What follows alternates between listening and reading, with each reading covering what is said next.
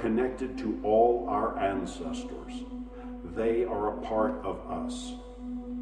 We, in turn, will be a part of our descendants. We are also linked to all our living kin, to our families, and to every man and woman rooted in the tribes of Europe. These are our greater family. We are connected to nature and subject to its laws. The holy powers often express themselves in nature's beauty and might. We believe that morality does not depend on commandments, but arises from the dignity and honor of the noble-minded man and woman. We do not fear the holy powers or consider ourselves their slaves. On the contrary, we share community and fellowship with the divine. The holy powers encourage us to grow and to advance to higher levels. And finally, we practice Al Satru by honoring the turning of the seasons, the ancestors, the divine, and ourselves in everyday life. Al Satru is about roots. It's about connections. It's about coming home.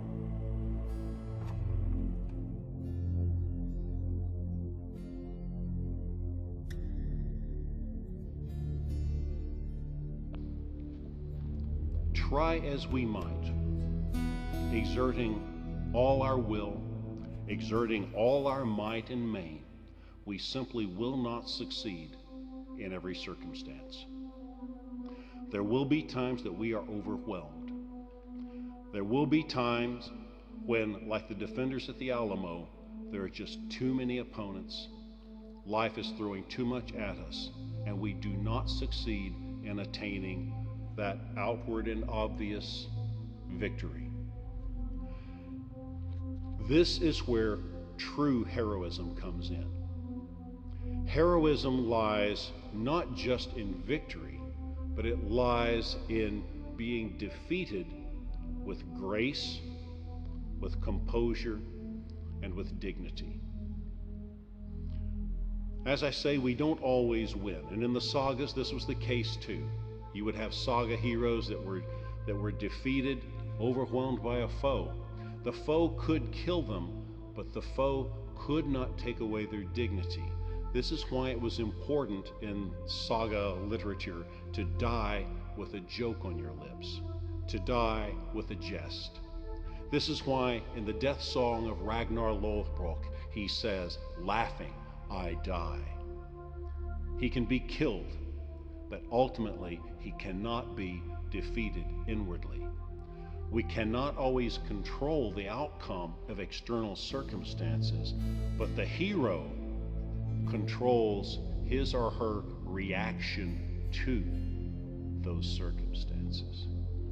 That is the essence of the hero.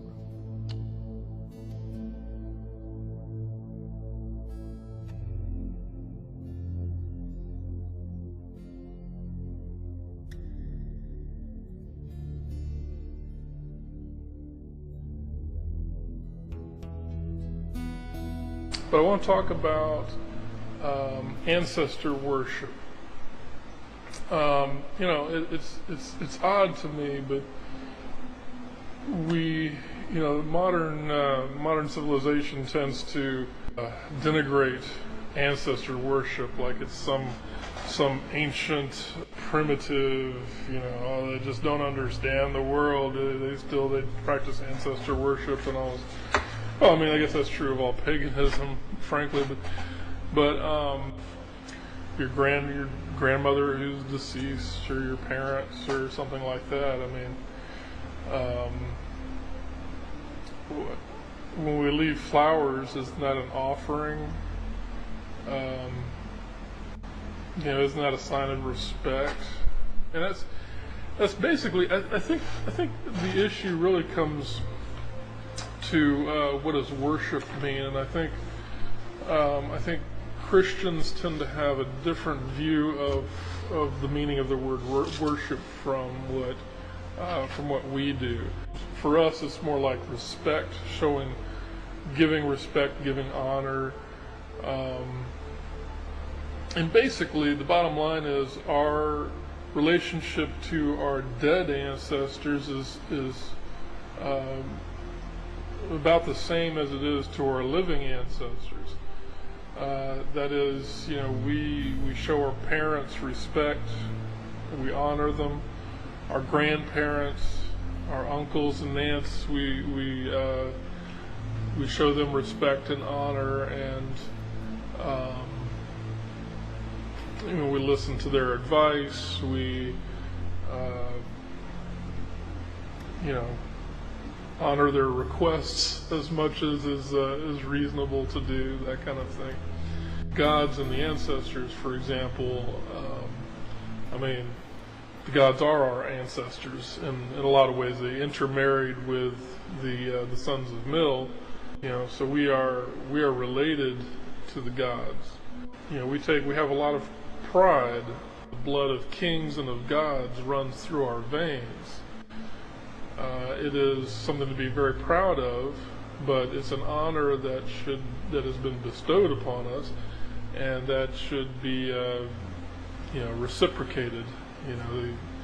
The gods have honored us and our ancestors have honored us basically by making us possible, by giving us our very existence, and so we owe them some respect and honor.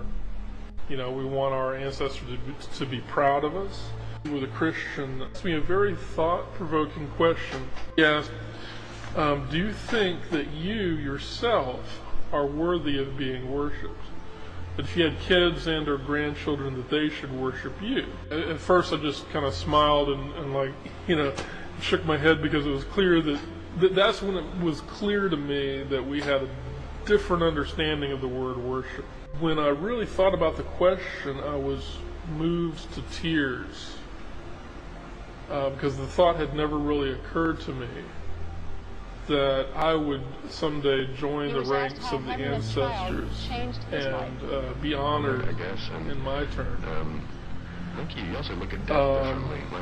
And I thought what it would be like to be on the flip side, kind of, if I'm honoring my ancestors and I believe that they're receiving some benefit from that and that they are taking a part in my life, the thought of joining them and being able to watch over my descendants.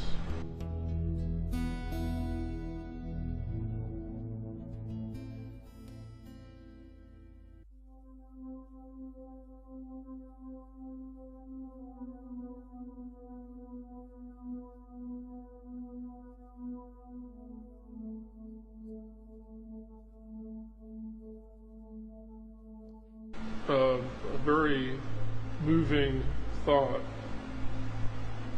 The thought that I may still be able to watch out for them, for my children's children, guide them, and that they would remember me and turn to me when they have problems. I discussed this with my wife, and she got misty-eyed too, because just thinking about after we die, to me that's a much better concept of heaven than anything else I've ever heard. Basically, being able to help out my descendants and being there for them, as I feel my ancestors are there for me. So I encourage you to honor your ancestors and to be worthy, ultimately, of being honored in your turn. I can really think of no nobler way to live. So, thank you.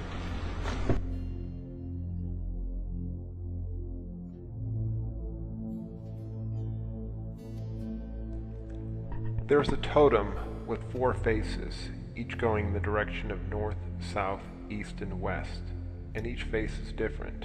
On all four sides, there is someone looking at this totem. Each person perceives a different meaning about this totem from what is immediately present to their consciousness. They also project meaning upon the absences that are not immediately present. They project their meaning to fulfill meaning in this totem. This is the nature of reality and consciousness. We look at things in our own way and project our own meanings. This is how reality is. The white nationalist looks at this society and sees what is immediately present to him, and then looks at the horizons of meaning and tries to fill with what is in his consciousness. The anti-racist does the same. The Christian will look at the religious aspect in a certain way and try to see beyond the horizon, and the same exists with the pagan. For those that think I'm espousing relativism, think again. I'm not concerned with a moral perspective. What I'm focused on is something more primordial. It is how our very being relates to the world. It is about our hopes and fears and our joys and sorrows. It is about an understanding that does not place a certain metaphysics. It is about getting to the very core of what it means to be.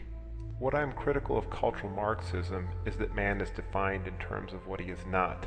They start with the metaphysics of what they define as a white male culture, and thus define themselves by what they are not. The black man who's a cultural Marxist only sees reality colored through blackness.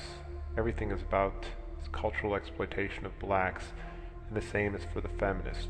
Everything is about being a female in a culture that exploits females. This metaphysics of theirs clouds their understanding of reality and does not allow them to experience the depth of their very being. This is not the primordial experience of being, but one colored through an artificial understanding of reality. It's not about their ethical outlook, but about their ontology. I was having a discussion about paganism, and I asked the person, can we experience the gods like our ancestors did? We understand through the lens of a metaphysics that sees it as an historical artifact. Therefore, can we have the same experience in the sunrise that our ancestors did who believed in the goddess of the dawn? Their understanding was different, and the moods they experienced when the world arranged itself in certain ways were different. Was this necessary to have this pagan outlook? Reality is now mainly experienced through failed worldviews, be it the Christian or the cultural Marxist, and this does not allow us to get to the very core of who we are. If we are to get back to this pagan outlook, we will have to get back to a more thoughtful understanding based upon allowing the phenomena to appear as it is, and also focus on moods that reach to the very core of who we are. I and others can be glad when we obtain an object that delights us, but wouldn't the goal be to experience the very joy of our existence itself? Is this joy dependent on a pagan outlook? I and others can also experience the sorrow when I do not obtain objects that I desire. What about the sadness at the very core of our being that is searching for something deeper? Is this sadness dependent on a pagan outlook? I and others can experience the fears about things in the world, but the angst that comes from not feeling at home in this world of false ideas and values. Who is to have this more authentic outlook? Is a pagan outlook necessary for this? Should we see the pagan outlook as not an artificial and contrived metaphysics like that of the Christian and cultural Marxist, but as a more thoughtful understanding and the experience of these more authentic moods that are not about beings in the world, but of our very being itself? We need to regain our soul.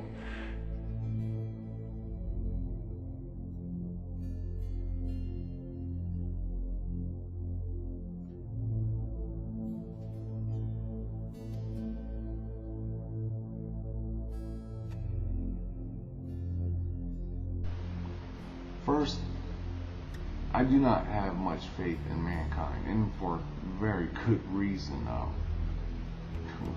Anyone who does is obviously one of the people that